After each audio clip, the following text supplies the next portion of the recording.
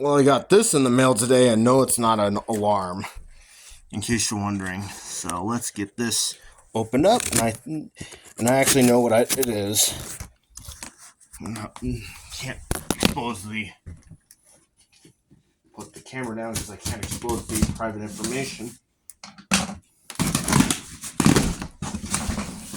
see what is inside. A receipt. Oh shit. Oh damn.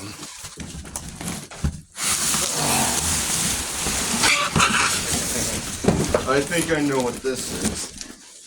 Kyle 402 Lombardo on Instagram is gonna lose his shit when he sees I have this.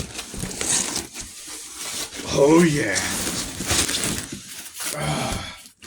Headstock.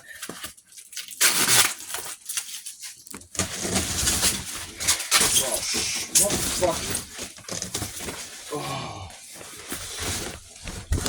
you look at that. It's got 7 motherfucking strings on it.